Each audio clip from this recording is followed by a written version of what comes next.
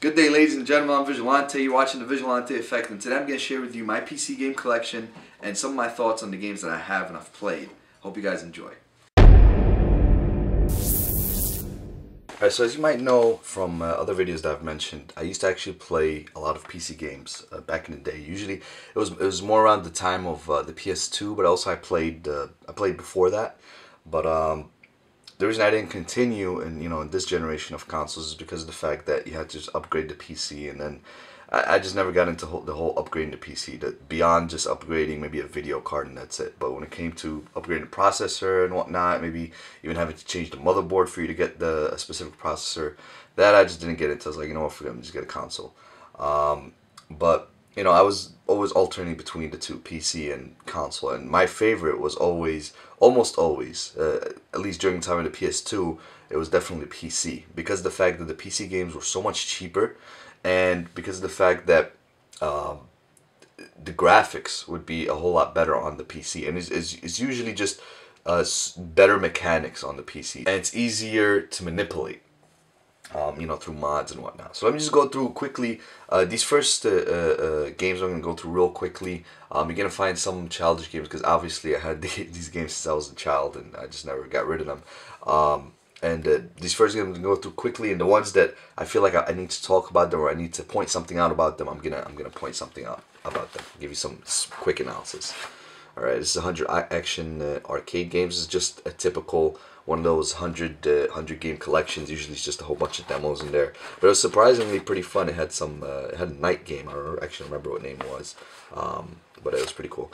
Fighter Duel. This is kind of like a fighter jet simulation type of game. Not really my favorite. I didn't play it too much. Another one of those arcade games. Again, I'm just going through these quickly. I'm gonna actually show you the meat of this collection right after this. Fun Pack 3, another one of those, collection. This one, Gaming Series Racing Pack. Actually, I think I got this with an encyclopedia. And it was surprisingly fun. It had a game called Quads, where you had to like drive and avoid landmines. And you'd be versing another car, and there's a classic racing car game, and Maniac Racers. I think this was kind of like it's kind of like a spin-off of what's that game called? Thing with the skull. Can't remember the name of it. Anyway, it's on the PS2 and it just came out. If I come back to my mind, I'll tell you. Still remember the name of that game. It's a famous one where cars fight each other and whatnot. Another one, arcade games. Pinball, and this right here, Plain Crazy. Yeah, this was like one of those fun type of games where it's kind of wacky, and you're driving this like wacky plane, and you gotta go through these loops and do these flips and whatnot. It was pretty entertaining, but again, not a classic or anything like that. Okay, and here, this one, I put this game with them because this is Beowulf. I put it with them because I don't think it deserves anything other than to be with, this junk. This game actually, it's on the PS3 and I believe the Xbox. And it got really bad reviews. I mean, awful reviews for the consoles. And I thought, you know what, it was $2.99 for the PC. I thought maybe just give it a try. Maybe it's an underrated game. Who knows? Maybe people made a big deal. But, honestly, I didn't get past the first level because of how bad it was. It was that boring. But maybe I didn't give it a chance. But I don't know. I just think Ubisoft did a really bad job on this one. Alright. Okay, so here I have a game called 2-on-2 Open Ice Challenge. This was an NHL game. It was really fun, in my opinion. It's made by Midway, and the way it is, you only have two people from a team, whatever NHL team you chose, and it's kind of like made as if it's almost, if you can think of it like a FIFA Street or NFL Street or whatever. It's kind of like that. But more wacky and more fun. It's like like if you get a hat trick, an explosion will come up. You can do like backflips and then score the goal with the puck.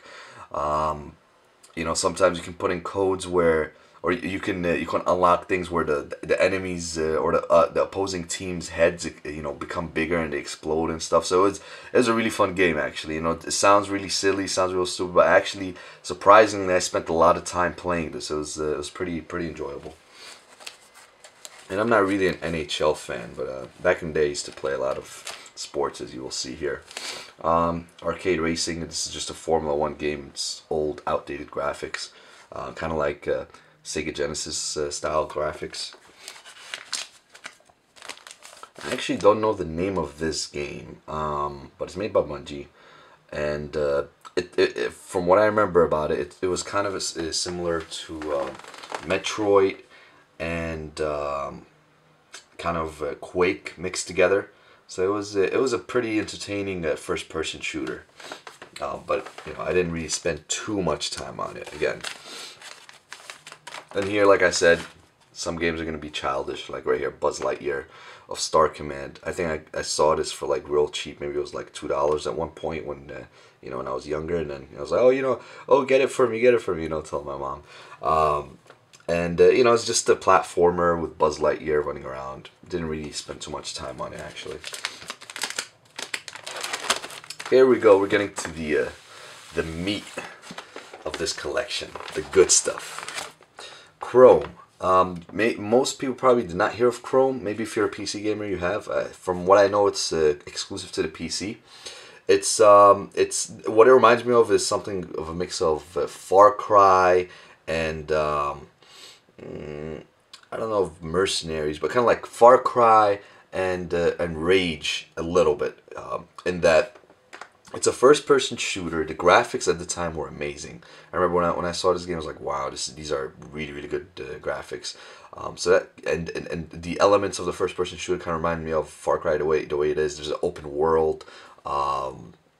You know, you can drive into that open world, and you know, it has segments where you actually can get into a car and use that car to battle with and shoot other people with. That's why I said Rage kind of reminds me of that. But it was a very solid game. This is a really good game. You know, if you guys get your hands on it, you know, definitely check it out. And again, the graphics for the time was really good, amazing. Dead to Rights. If you guys are familiar with Dead to Rights, this is kind of like the follow-up to Max Payne. It was kind of like the answer to Max Payne when Max Payne came out. Max Payne, when it came out, I'm going to talk about it later because it comes up into this collection. But it was the first to come up with slow motion into video games. And Dead to Rights basically came up with the answer by having kind of a similar character. It's kind of similar. He was a cop. You know, he had a slow motion effect as well. But he had the dual pistols, and they added the dog right here, where you can actually he's a crucial part of the game. The game itself was fun. I really enjoyed it. It had some great elements in it. The graphics were not anywhere near. This game is not anywhere near Max Payne. That's for sure. And I think they came out with they came out with a sequel, and I think they also came out with a version for the PS3. I don't know if it's on the Xbox. But the PS3 version, I'm pretty sure it got some good scores. It got like an 8 point whatever, you know. But anyway, the game, I don't recommend it for kids. It had some mature content in there, but overall, the game was pretty good, and I enjoyed it. And of course, the graphics were much better on the PC than on the consoles themselves. And you know, if you guys don't know, like, I don't know how it is nowadays because I haven't bought any PC games recently, but the games usually, if you see 3 discs, is just because sometimes it takes 3 discs to install, because these are just regular CD-ROMs. They're not actually DVDs or you know, Blu-rays, so they don't have that much space on them. So you might have to. It's kind of like the Xbox, where you have like 2 discs for some games. Right here, Diablo. This is one of the classics. If you're a PC gamer, you definitely know about this. If you're not, then you might not have heard, or actually you might have heard still of it. Diablo is you know, the predecessor to Diablo 2 and the upcoming Diablo 3. Or did it come out? I don't even know. I haven't really been keeping up with PC games. But anyway, I got this game because of the fact that it was on hype. I got it later, way later after it came out, just to check out how it was. For me, it wasn't my style of game, but there were a lot of fun elements in it. The only reason it wasn't my style of game is because you had to use the mouse, kind of like to click on certain areas for the character to go to them. Like you click on that box and then the character will go to that box. You click on an enemy and the character will go and attack that enemy.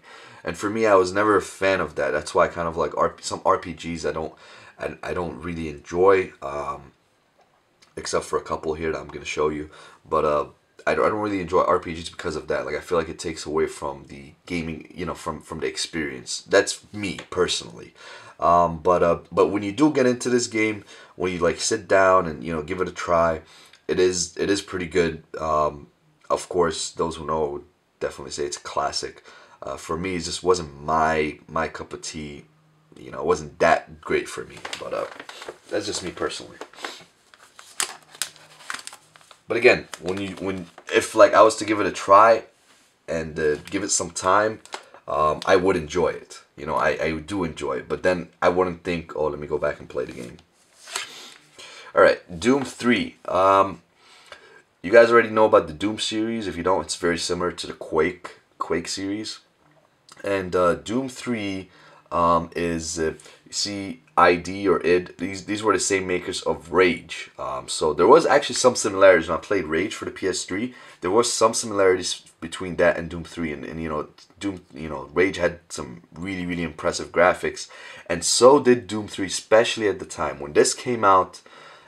It really blew most people's minds because of how good it looked. It just looked amazing, and even now, like when you go back, it still looks pretty impressive. Obviously, it's not going to stand in front of something like Uncharted or God of War or anything like that, but for the time, and it was so pleasant on the eyes, and even now it's still pleasant on the eyes to play it. It's a first person shooter. First person shooting elements of it were very good, but it didn't really give you anything extra, in the sense that like there wasn't. It was like a straightforward first person shooter. There were some elements of scare tactics in there. Sometimes monsters will come out of nowhere, and it's like the dimming lights and whatnot. So that kept it really interesting. But the shooting mechanics themselves were just simple. It wasn't really anything innovative. But the graphics, that was something else. And the game got really good ratings. So okay.